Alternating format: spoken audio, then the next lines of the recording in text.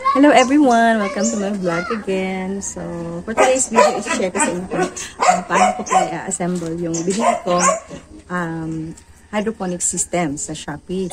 Tapos, paano din ikabit yung pump. Yung pump po dala na po yun ng pagbili ng hydroponic system. So, tingnan natin guys. So, ito pala guys, yung nabili kong hydroponic set, no? From Shopee. So, ito yung na ito included. Ayan lang po. Tsaka mga seeds. Tsaka mga seedling cups. So, ito po ay specific na gagamitin natin sa ating hydroponic set. So, ayan po. May mga tubes. Ayan. So, bagya ko nang inassemble. Kinabit ko na. Ito yung mga dulo ng ating mga tubes. So, ganyan. Pinorma ko muna para mas magiging madali po ang pagkakabit ko ng mga tubings. So, ayan. So, madali lang naman siyang ikabit. Pero tingnan natin.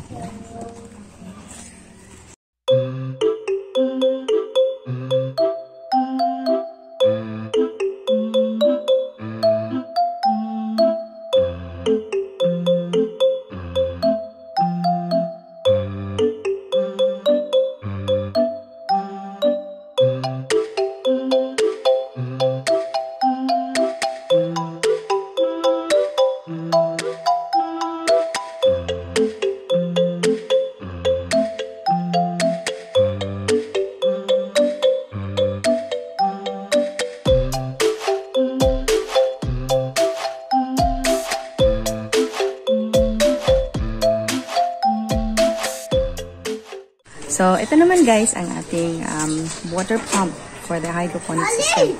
So, ito po yung dala niya. Meron siyang mga cables, may control, at ito yung ating submersible na water pump.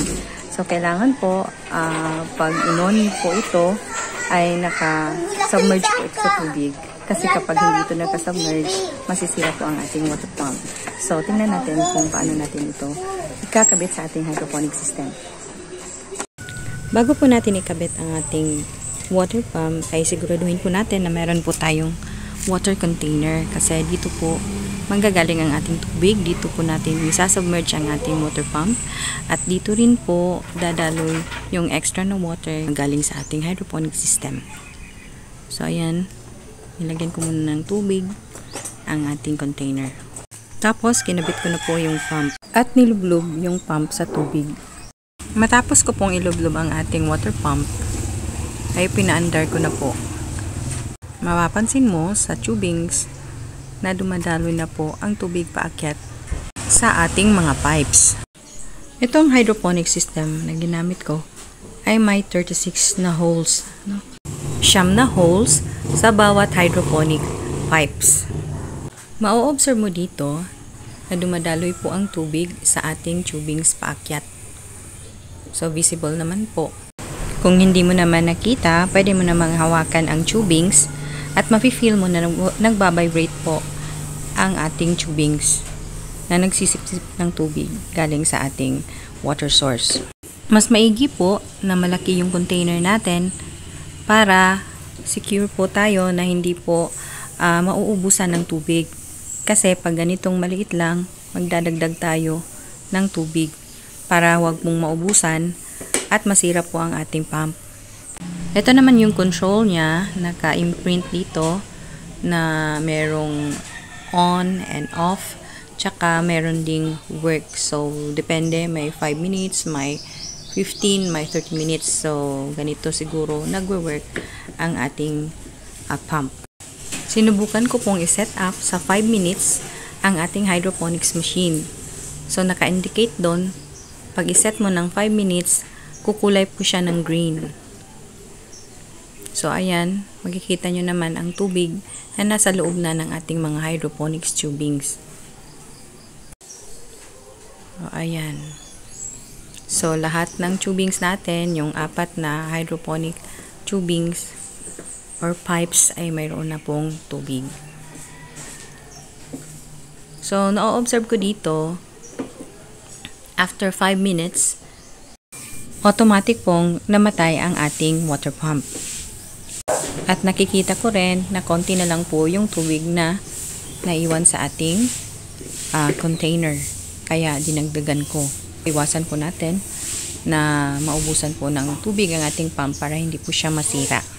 So mas maigi pag nakaset up na po tayo, malaking lalagyan po ng tubig ang ating gamitin para hindi po tayo nag-worry na nauubusan po tayo ng tubig.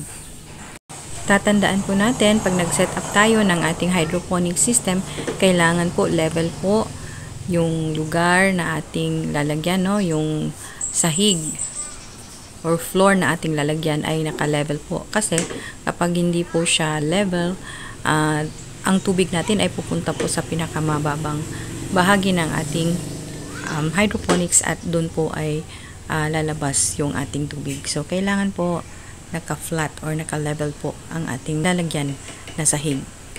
Dito naman ay bahagya kong hinawakan yung tubings na sumisipsip ng tubig, no?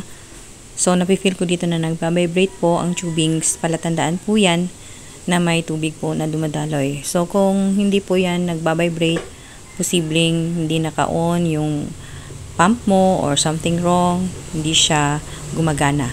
So, i-check lang natin. Ino-observe ko lang po ang daloy ng tubig natin at tinitingnan ko yung mga hydroponics na pipes natin kung sa bawat level ba ay meron na pong tubig, no? So, yan. Nilagay ko na dyan kasi pag napuno na yan at nasa tamang level na yung tubig, ay lalabas na dyan ang extra na tubig. So, kaya dyan ko inilagay yung ating container. So, pabalik-balik na lang ang ating tubig dyan. From the container to our hydroponics and then to the container again. So, ganun. Pabalik-balik lang po ang tubig ng ating hydroponic system. So, ayan. Ganito po ang pagsiset up ng hydroponic systems na nabili ko from Shopee. Ito po ay 36 holes. No? May 4 na level ng hydroponic pipes. May water pump. At naka-stand lang po siya. So, nakaka-save po tayo ng space, no? Kasi, 4 na level. So, 36 cups. Tapos, ganyan lang kaliit ang kailangan niyang lalagyang lugar. So, ayan. Tapos na po tayong mag-set up ng ating hydroponic system. So, next week, ipapakita ko sa inyo kung paano ko naman magta-transplant at paglalagay ng mga seedlings ko dito sa ating hydroponics system. By the way guys, pagkatapos ko palang matansya na nasa tamang level na po yung tubig, ay pinatay ko na po yung ating pump. So, pagkapatay ko ng ating pump, ang level po ng tubig sa ating bawat pipes ng lettuce ay nasa kalahati po. So, siguro po tayo na meron po siyang supply ng tubig. So, yung ating control, pwede naman nating iset kung ilang minuto natin siya paandarin at automatic naman po siya itong mag-turn off. So, ayan guys. So, madali lang palang gamitin ang hydroponics na ito. So, yung iba gustong mag-hydroponics, nag-start, pwede nyo gamitin ito. Sa isang harvest nito ay makakakuha kayo ng 36 lettuce or kung ano mang gusto nyong itanim sa ating hydroponics. So, ayan na. So, yan guys. Makikita mo na tumutulo na po yung tubig galing sa ating hydroponic system. So, pag ganyan, ibig sabihin yan, ay nasa tamang level na po ang tubig sa ating hydroponic system. Kaya lumalabas na po ang iba. So, thank you for watching at sana may natutunan kayo sa aking video for today.